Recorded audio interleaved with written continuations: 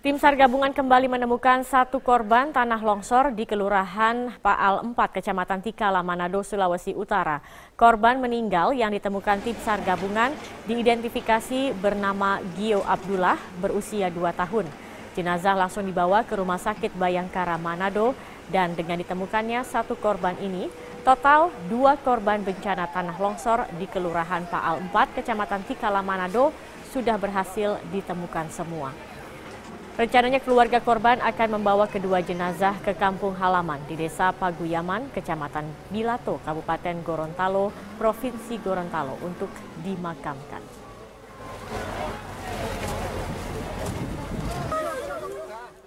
Mahkamah Konstitusi mengabulkan sebagian permohonan uji materi Undang-Undang Nomor 30 pada tahun 2009 tentang ketenagalistrikan yang dimohon oleh Dewan Pimpinan Pusat Serikat Pekerja PLN.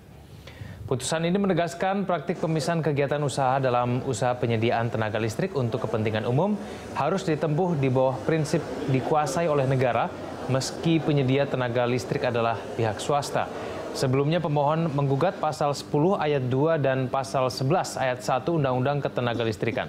Dua ketentuan ini dinilai pemohon mengakibatkan hajat hidup orang banyak dapat dikuasai oleh korporasi swasta nasional, multinasional, dan perorangan. Bahkan bisa membuat negara tidak memiliki kekuasaan atas tenaga listrik.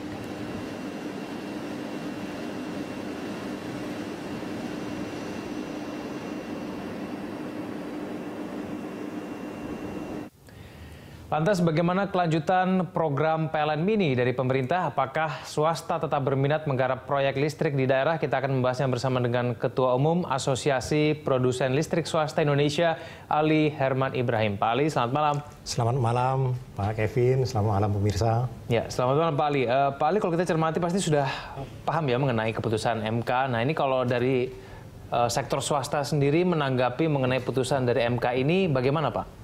Sebenarnya kalau kita lihat ya amar putusannya itu bahwa pasal 10 ayat 2 kemudian pasal 11 ayat 1 kan ya. Bahwa pasal 10 ayat 2 bertentangan dengan Undang-Undang Dasar 1945 bila mana dilakukan ya usaha penyediaan tenaga listrik itu dilakukan secara unbundling. Nah, itu kan artinya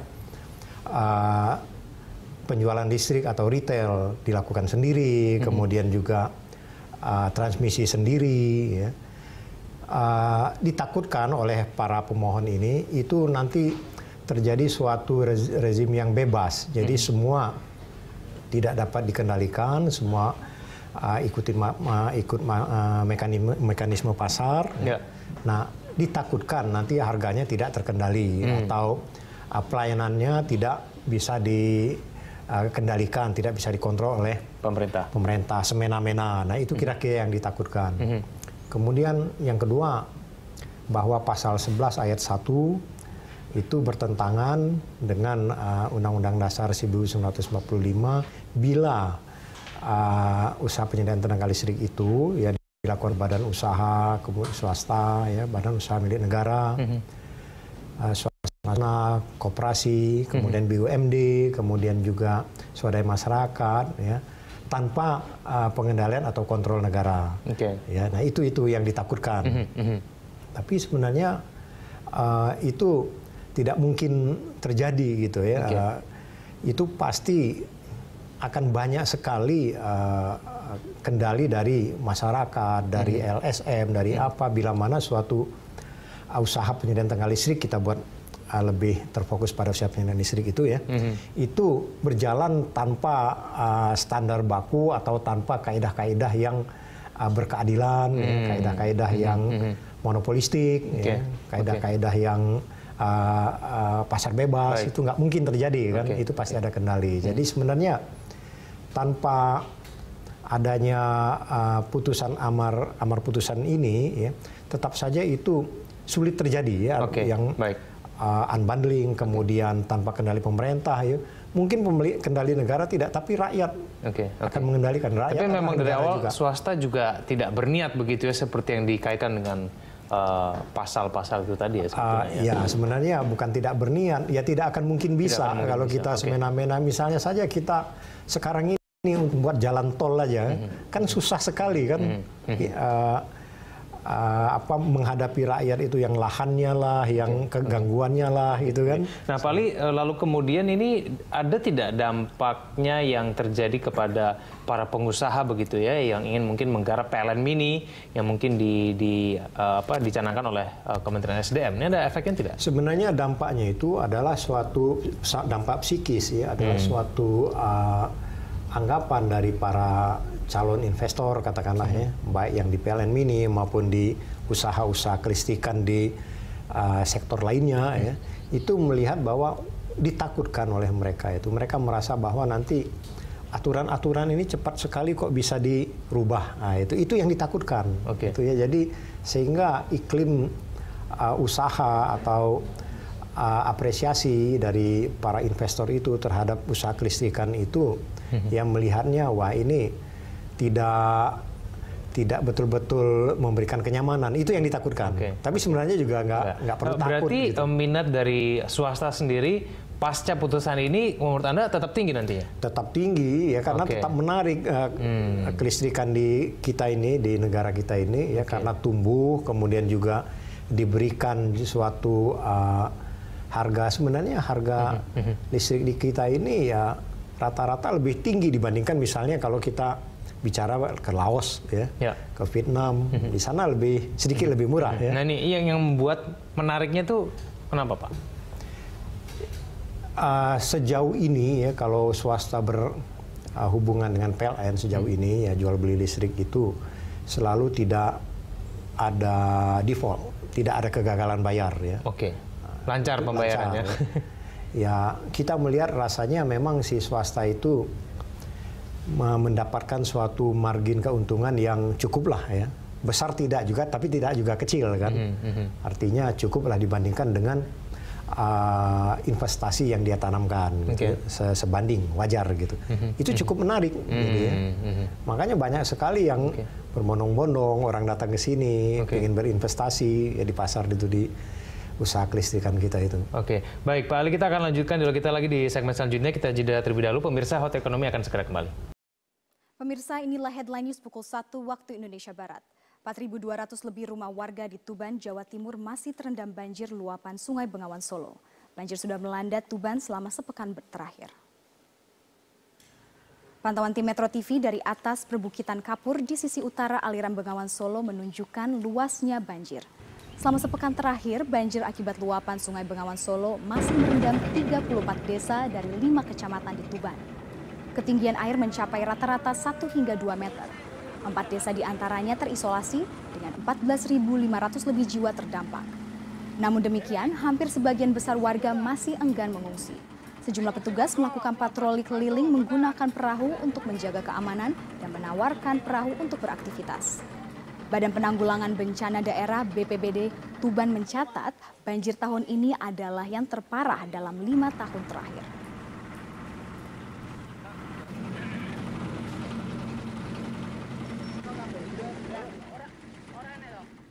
Bismillahirrahmanirrahim. Assalamualaikum warahmatullahi wabarakatuh. Pertama-tama saya ingin menyampaikan terima kasih kepada seluruh jajaran pimpinan KPK yang telah menginformasikan mengenai kejadian operasi tangkap tangan terhadap salah satu staf di Direktorat Jenderal Pajak. Tentunya saya sangat kecewa terhadap tindakan dari aparat pajak, terutama pada saat kami semuanya sedang di dalam proses untuk membangun kembali kepercayaan wajib pajak melalui suatu program tax amnesty yang ini menggambarkan dibutuhkannya kepercayaan dua belah pihak, yaitu dari wajib pajak dan juga dari aparat pajak. Tindakan yang dilakukan oleh Oknum HS dari Direktorat Jenderal Pajak mencerminkan suatu pengkhianatan terhadap prinsip-prinsip tata kelola yang baik, integritas, dan kejujuran yang selama ini merupakan nilai-nilai yang dianut oleh Kementerian Keuangan dan Direktorat Jenderal Pajak. Jadi ini merupakan suatu tindakan yang mencederai nilai-nilai dan tentu juga mencederai kepercayaan dari koleganya yang lain. seperti dikatakan oleh pimpinan KPK, Pak Agus, bahwa sebagian besar dari jajaran Direktorat Jenderal Pajak adalah para aparat yang punya komitmen tinggi untuk membangun institusi pajak menjadi institusi yang bisa dipercaya oleh publik, untuk mengumpulkan kewajiban sangat mengecewakan bagi seluruh jajaran Direktorat Jenderal Pajak dan tentu bagi pimpinan di Kementerian Keuangan, termasuk saya sendiri secara pribadi yang sangat kecewa. Kami Kementerian Keuangan, saya sendiri akan terus mendukung langkah KPK untuk mengusut kasus ini secara tuntas. Kasus ini sudah masuk di dalam proses penegakan hukum, dan oleh karena itu Kementerian Keuangan akan berkomitmen membuka akses yang seluas-luasnya bagi KPK untuk mendalami kasus ini. Karena saya sangat menginginkan bahwa momentum ini akan menjadi salah satu trigger atau pemicu yang kredibel bagi pembersihan dan perbaikan Direktorat Jenderal Pajak. Kalau kami selama ini berkomunikasi bahwa melalui tax amnesty dan reformasi kami ingin membangun kepercayaan publik, maka kami menganggap bahwa hikmah dari OTT ini adalah suatu upaya yang jauh lebih sistematis dan kredibel untuk membangun Direktorat Jenderal Pajak yang bersih dari korupsi dan memiliki nilai integritas yang baik. Kami juga akan bekerja sama dengan KPK untuk mengintensifkan berbagai upaya pencegahan korupsi dan memperbaiki sistem tidak hanya di Direktorat Jenderal Pajak, tadi di Kementerian Keuangan keseluruhan. Kami menganggap bahwa Kementerian Keuangan merupakan lembaga yang sangat penting, sangat strategis yang memiliki amanah untuk mengelola keuangan negara secara bersih dan kredibel. Dan itu tidak mungkin dilakukan secara sendiri tanpa ada bantuan dan dukungan dari institusi yang kredibel seperti KPK. Sehingga saya sangat menyambut dan meminta untuk KPK membantu kami.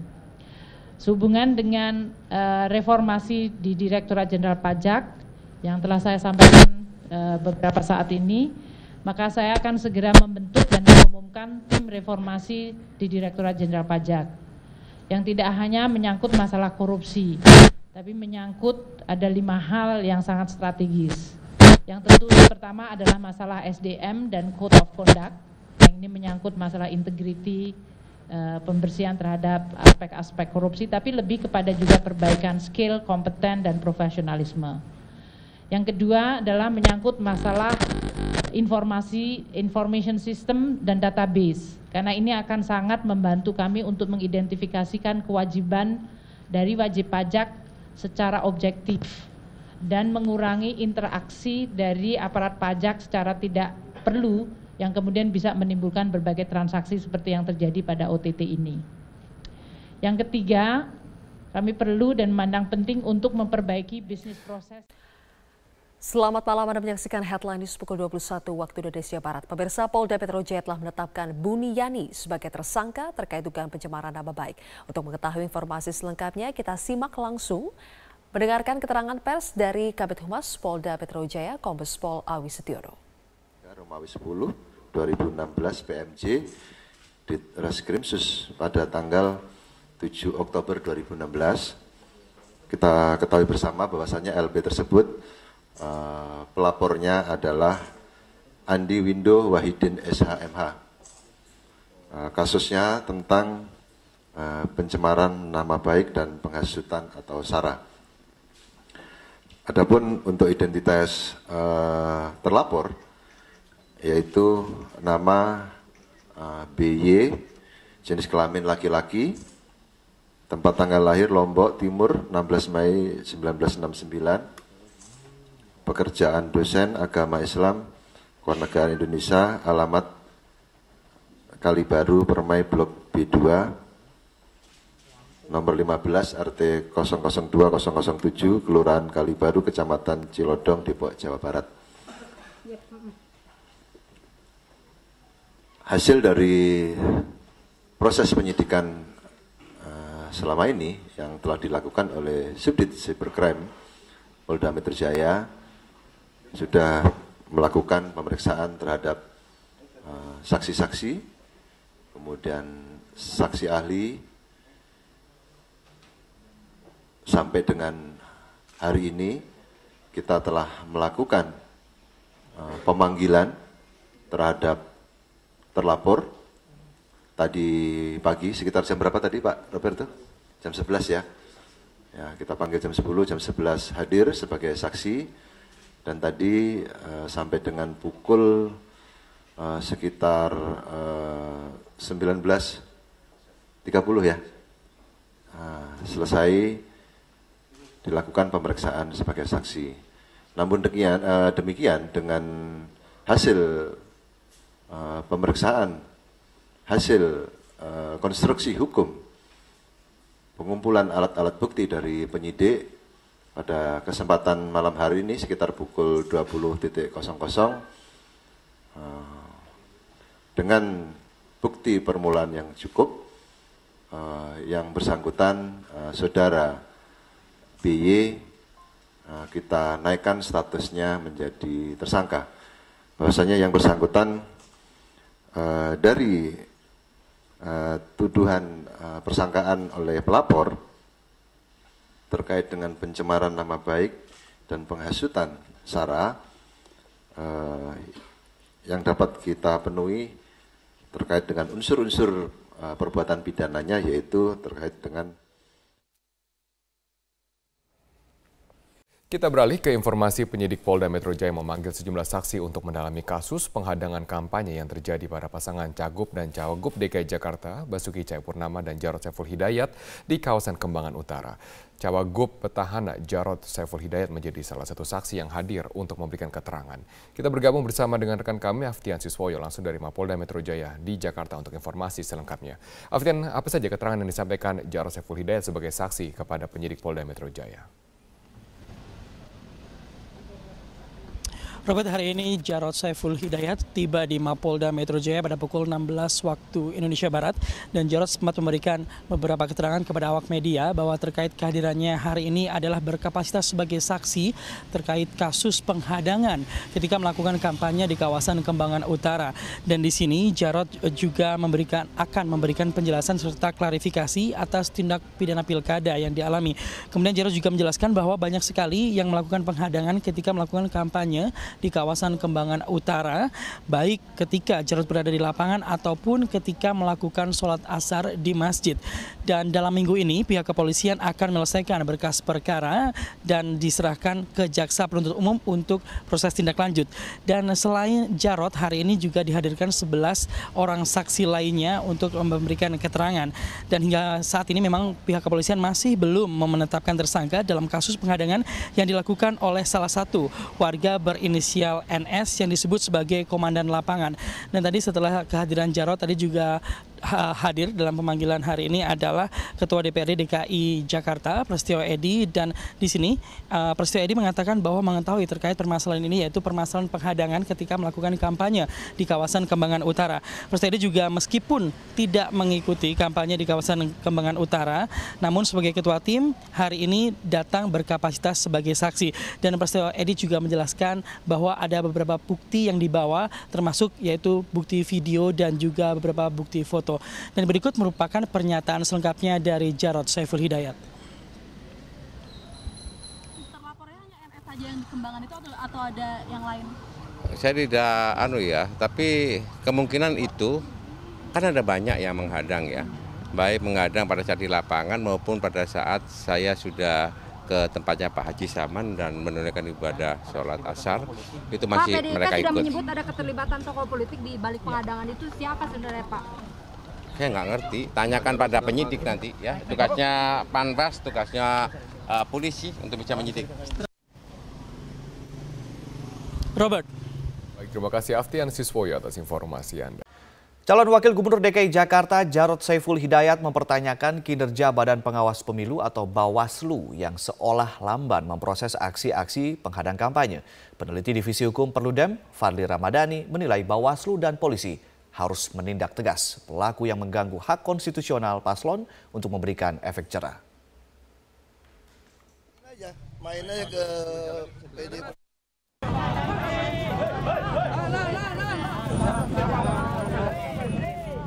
Kegiatan kampanye pasangan calon kepala daerah DKI Jakarta, Basuki Cahayapurnama dan Jarod Saiful Hidayat sempat berulang kali mendapatkan gangguan dari sekelompok massa.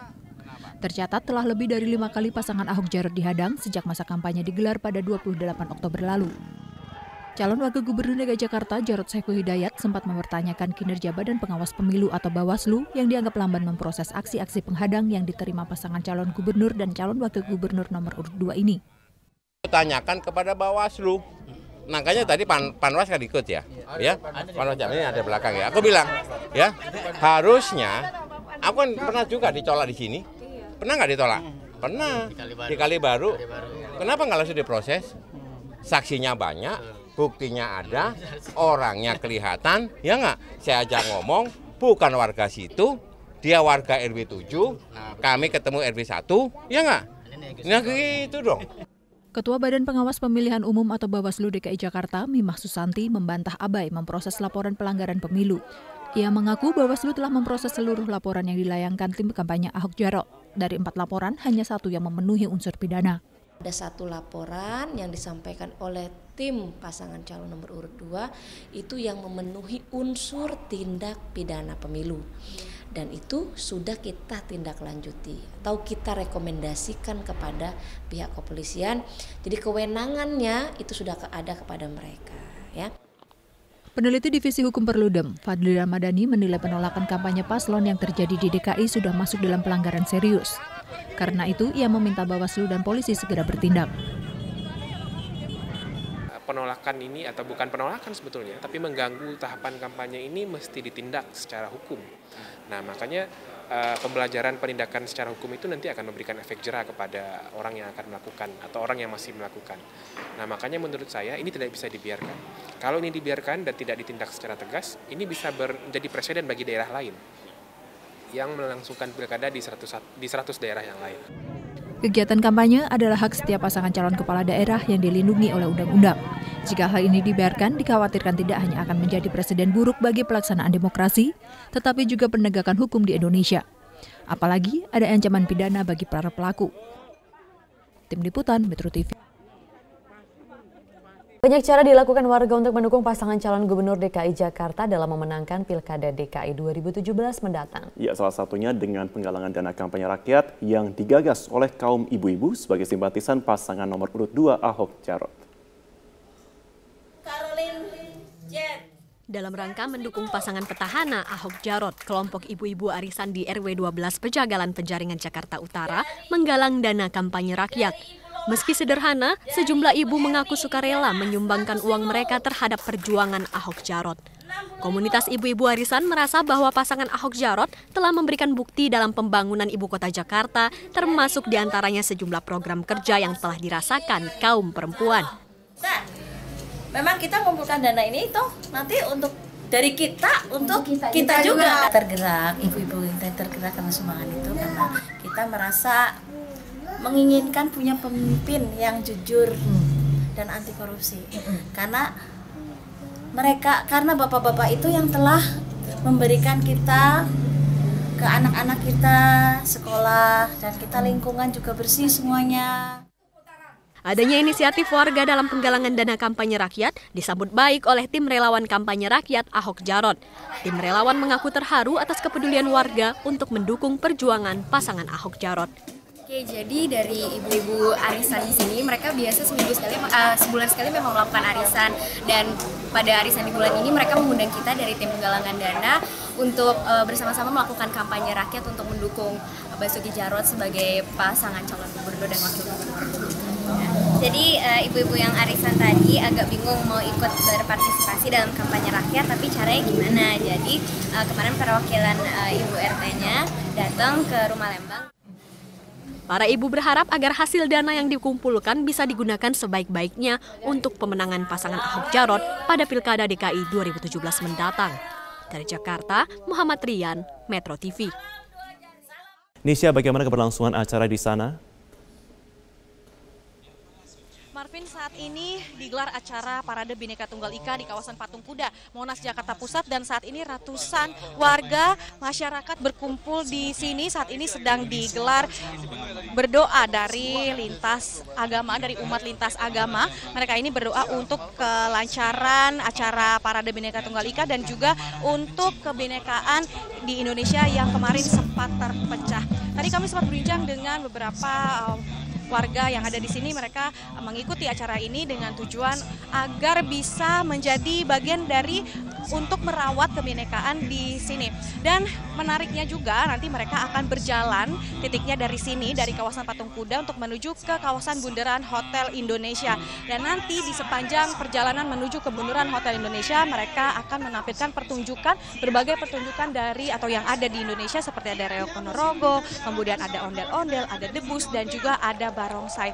Dan yang menarik juga, mereka ada di sini adalah diminta oleh penggagas acara ini untuk menggunakan pakaian adat dari seluruh Indonesia. Dan bagi mereka yang tidak memakai pakaian adat, bisa menggunakan kaos bernuansa merah putih.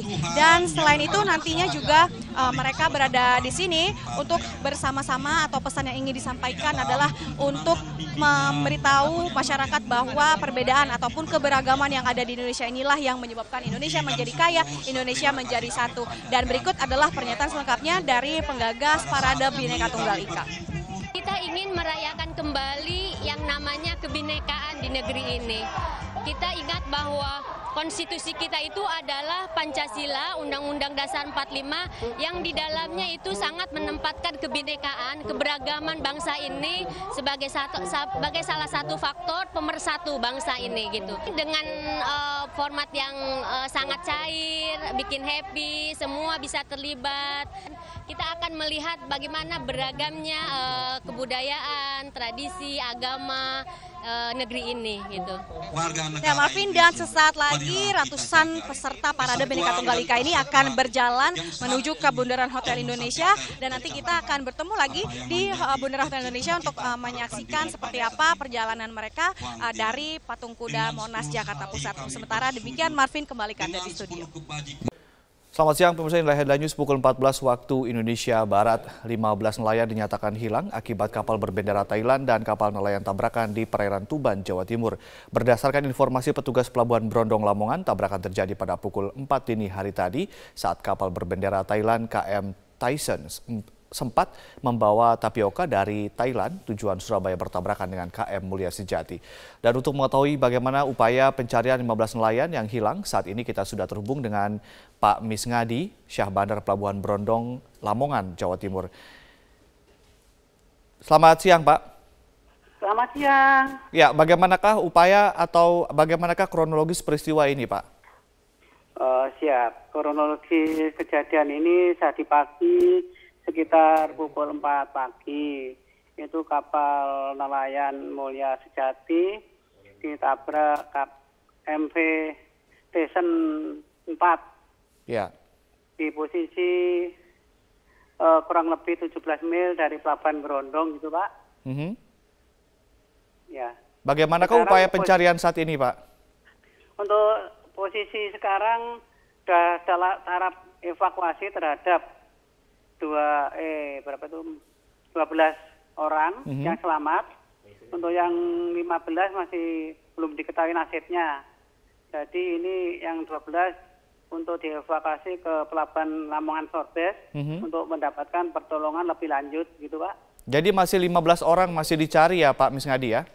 Siap. Ini Basarnas beserta tim lainnya menyisir para korban tersebut untuk mencari keberadaan mereka gitu, Pak. Baik, Pak Misngadi, dari 15 orang yang masih dicari, apakah warga negara mereka semua warga negara Indonesia, Pak? Oh, yang dicari ini warga negara kita, Pak. Ini baik. Nelayan dari Juwana, Jawa Tengah gitu, Pak. Ya. Baik, terima kasih Pak Misngadi telah memberikan informasi kepada kami. Selamat malam pemirsa, aksi teror terhadap kandidat kepala daerah kembali terjadi di Provinsi Aceh. Kali ini penembakan terjadi di rumah calon gubernur Aceh Tarmizi Karim oleh orang tidak dikenal. Dan untuk mengetahui informasi selengkapnya, kita terhubung dengan Dazen Frila langsung dari Banda Aceh. Dazen, bagaimana kronologi penembakan rumah Tarmizi Karim? Ya, Rory, dari informasi yang kami peroleh, aksi penembakan ini terjadi pada Rabu malam sekitar pukul 19 waktu Indonesia Barat di kediaman salah satu calon gubernur Aceh bernomor urut 1 Tarmizi Karim, yaitu tepatnya terletak di Jalan Todak Gampong, Bandar Baru, Dusun Piranha, Kecamatan Kuta Alam, Kota Banda Aceh. Tidak ada korban jiwa dalam peristiwa ini dan menurut keterangan saksi mata, yaitu Fahri, anak dari Tarmizi Karim sendiri, mendengar suara letusan setelah sempat melihat seorang sosok yang melintas di luar pagar kediamannya dengan menggunakan 1 unit sepeda motor. Fahri sendiri tidak mengetahui bahwa suara tersebut adalah suara letusan senjata api dan ia baru mengetahui aksi ini adalah aksi teror atau penembakan setelah diberitahu pihak Pamtup atau pengamanan tertutup Tarmizi Karim bahwa terdapat lubang bekas tembakan di pagar rumahnya yang juga terpantul pada pagar garasi. Sementara selongsong peluru juga telah ditemukan di dalam areal rumah dan insiden ini terjadi ketika Tarmizi dan keluarga sedang dalam perjalanan dari Kabupaten Aceh Timur menuju Kota Banda Aceh. Hingga saat ini pihak kepolisian belum dapat mengungkap motif ataupun pelaku di balik penembakan ini dan saat ini masih melakukan pemeriksaan karena pihak Tarmizi Karim sendiri baru menyampaikan laporan kasus ini pada sore hari tadi, Rory. Sementara olah TKP akan segera dilakukan dalam waktu dekat. Dan menanggapi insiden ini, Tarmizi Karim sendiri yang maju dalam Pilgub Aceh melalui jalur independen mengatakan aksi penembakan ini merupakan bentuk teror yang telah mengganggu kedamaian pilkada, namun pihaknya tetap menghimbau kepada seluruh tim sukses dan para pendukung untuk tetap tenang dan tidak terprovokasi oleh kejadian ini. Berikut kita dengarkan salah satu petikan wawancara kami dengan calon gubernur Aceh Tarmizi Karim. Sebetulnya seperti tadi kita sudah kumpul juga dengan tim kita, tim sukses di dalam pilkada ini. Saya memintakan kepada mereka agar sabar tenang oleh karena ini sudah ditangani oleh polisi dengan bagus sekali sejak awal tadi pagi. Dan sebetulnya ini kan bertentangan dengan semangat pilkada damai. Itu yang baru seminggu yang lalu kita sudah kumpul di Mapolda di bawah koordinasi Pak Kapolda dan pengarahan Bapak Gubernur. Yang semangat kita kan spirit kedamaian ini. Tapi kalau ada kejadian seperti ini, maka itu akan bertolak belakang sekali dengan semangat pilkada yang damai, aman, sejahtera. Untuk sementara demikian yang dapat kami sampaikan dari Banda Aceh, kembali ke Anda, Rory, di studio. Pemirsa, kita bergabung dengan Stella Now dari Istana Merdeka. Stella, ini adalah pertemuan yang kedua antara kedua tokoh dalam sebulan terakhir ini. Sebenarnya apa yang ingin disampaikan oleh kedua tokoh ini yang pernah menjadi rival dalam Pilpres 2014 lalu?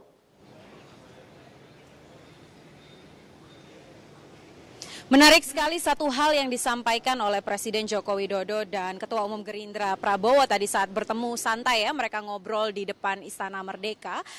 Satu hal yang ingin ditekankan adalah bagaimana dalam menjaga perdamaian dan juga kesatuan NKRI ini itu tidak hanya saja Presiden yang bisa berperan, tetapi juga semua tokoh bangsa juga bisa ikut turut memerankan peran penting untuk menekankan kepada masyarakat Indonesia bahwa NKRI adalah harga mati. Dan ini kalau kita ambil istilah uniknya ya, tadi sempat disinggung juga oleh Prabowo ini adalah kunjungan nasi goreng berbalas ikan bakar. Artinya kemarin pada akhir Oktober ketika Presiden Joko Widodo berkunjung ke Hambalang itu disediakan nasi goreng, namun ketika Ketua Umum Gerindra Prabowo hadir di sana kali ini dihadirkan ikan bakar. Seperti itulah suasana hangat dan juga akrab yang digambarkan oleh mantan rival antara Presiden Joko Widodo dan juga Ketua Umum Gerindra Prabowo. Selain itu juga tadi Presiden Joko Widodo menyampaikan bahwa sayang sekali kalau hanya perbedaan politik, kalau hanya perbedaan pandangan dalam sebuah tatanan menjalankan pemerintahan itu menjadi pengganggu dan kemudian merugikan masyarakat, menjadi halangan bagi kita untuk membangun bangsa Indonesia. Karena kalau kita lihat pada tanggal demo 4 November kemarin, sebenarnya safari-safari politik seperti ini itu sudah dilakukan oleh Presiden Joko Widodo, tidak hanya kepada partai, tapi juga di kalangan pemuka agama, dan juga banyak diskusi-diskusi yang juga sudah dilakukan oleh Presiden Joko Widodo. Namun menarik kita ikuti langsung bagaimana pernyataan Presiden ini untuk menekankan bahwa NKRI adalah harga mati. Berikut pernyataan Presiden Joko Widodo. Dan saya dengan Pak Prabowo juga berkomitmen untuk bersama-sama menjaga Indonesia yang majemuk ini. Jangan kita tidak menginginkan kita terpecah belah gara-gara perbedaan politik. Tidak. Karena sangat mahal harganya bagi negara kesatuan Republik Indonesia. Selain itu, Prita, kami juga menanyakan kepada Ketua Umum Gerindra Prabowo, apakah memang masih perlu jika masyarakat yang tidak setuju dengan pengurusan atau proses hukum Gubernur DKI Basuki Cahayapurnama ini turun ke jalan lagi. Karena banyak sekali informasi yang berkembang di sosial media, itu tanggal 25 November akan ada aksi susulan. Di sini Prabowo menekankan sebagai salah satunya juga tokoh bangsa adalah kita harus mempercayakan proses hukum yang sudah berjalan. Karena memang sejak sebelum tanggal 4 November sebenarnya proses hukum terhadap Basuki Cahayapurnama itu sudah dilakukan oleh pihak kepolisian.